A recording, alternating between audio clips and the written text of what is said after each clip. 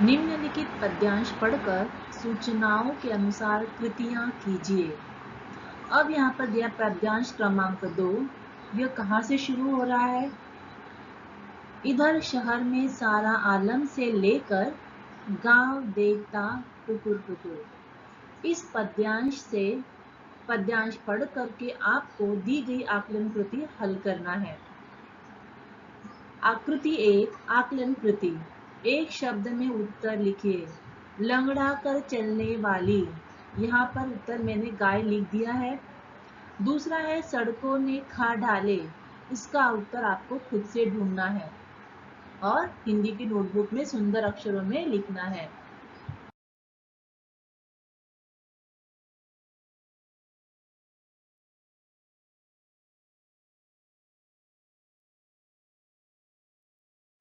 दूसरा दिया है लय संगीत निर्माण करने वाली 2 शब्द जोड़ियां पद्यांश से ढूंढकर लिखना है। उत्तर मैंने लिख दिया है। दौड़ रहा, जोह रहा। उसके बाद दूसरा दिया है कमाने, घमाने।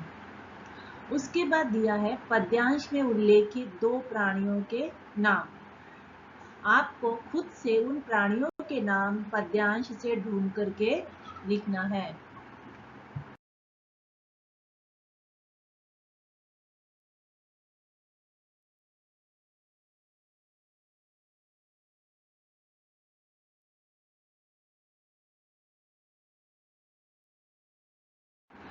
कृति 2 शब्द संपदा। निम्नलिखित शब्दों के पर्यायवाची शब्द लिखिए। पर्यायवाची का अर्थ होता है यहाँ पर समानार्थी शब्द। पहला दिया है शहर, उत्तर लिखा है नगर। आंख, नयन। दिल, हृदय। गैया, धेनु।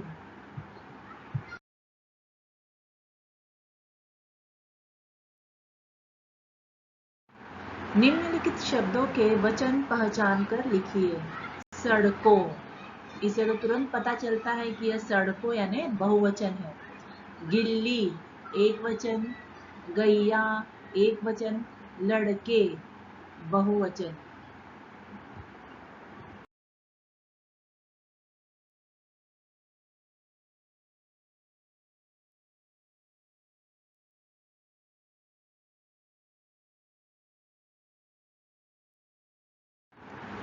कृति 3 स्वमत अभिव्यक्ति।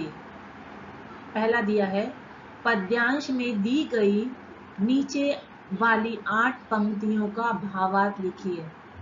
बच्चों यहाँ पर मैंने 2 पंक्तियों का भावार्थ लिखा है, बाकी की 6 पंक्तियों का भावार्थ आपको स्वयं लिखना है।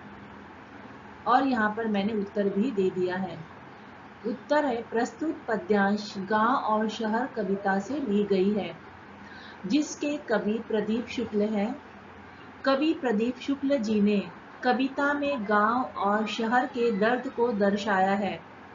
कवि कहते हैं सुरसतिया के दोनों लड़के सूरत शहर कमाने चले गए, जिसके कारण उसके खेतों की देखभाल करने वाला कोई नहीं है। जिन खेतों में गेहूं की फसल उगाई जाती थी वे अब खाली पड़े हैं। उन खेतों में अब गिलहरी धूप सेकती है।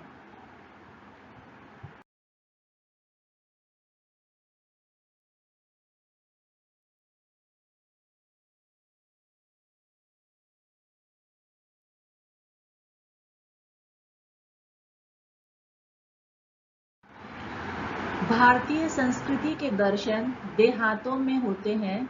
इस तथ्य पर अपने विचार लिखिए। देहातों का अर्थ होता है गांव। अब उत्तर है महात्मा गांधी जी कहते थे कि भारत के दर्शन गांव में ही संभव है। भारत की आत्मा गांव में बसी हुई है। भारत गांवों का देश है। शहर की भागदौड़ भरी जिंदगी में लोग अपनी परंपराओं, संस्कृतियों व रीति रिवाजों के लिए समय नहीं निकाल पाते हैं, जबकि छोटे बड़े सभी त्योहार व रीति रिवाजों का शहरों में भी पालन होता है, लेकिन उनका व्यापक रूप हमें गांव में ही देखने को मिलता है।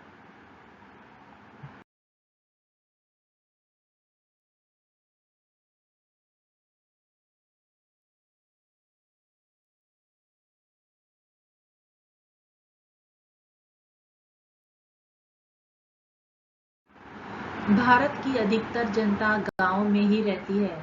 छोटे छोटे अवसरों पर भी गांव के सभी लोग एकत्र होकर पूरे विधि विधान से अपने रीति रिवाजों का पालन करते हैं। गांव से दूरी बढ़ने के कारण संस्कृतियों में बदलाव व उनकी कमी शहरों में देखा जा सकता है। अतः कहा जा सकता है कि भारतीय संस्कृति के दर्शन गांव में ही होते हैं।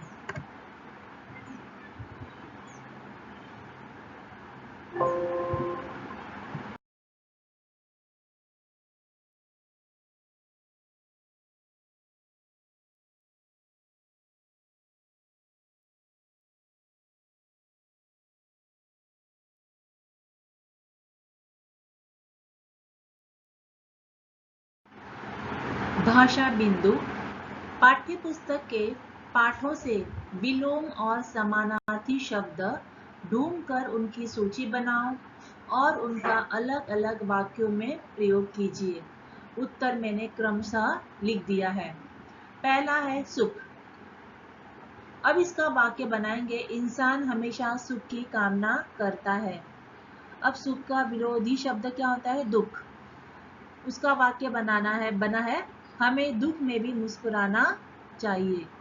दूसरा है प्रश्न। उसका वाक्य बनाया है मुझे सभी प्रश्न समझ में आ गए। अब प्रश्न का विरोधी शब्द होता है उत्तर। उसका वाक्य है मैंने सभी उत्तरों को लिख लिया।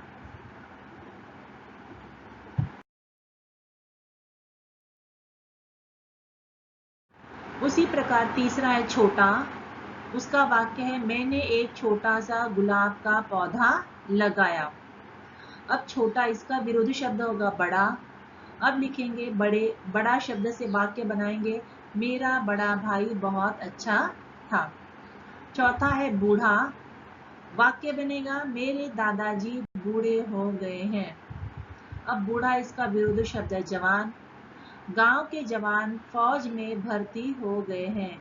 आप अपने खुद के भी वाक्य बना सकते हो।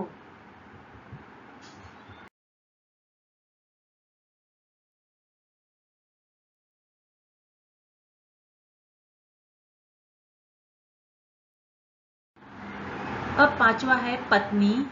उसका विरोधी शब्द है पति। इन दोनों शब्दों के वाक्य आपको स्वयं बनाने हैं। छठा है गांव। उसका विरोधी शब्द है शहर। सातवां है शीत। उसका विरोधी शब्द है ताप।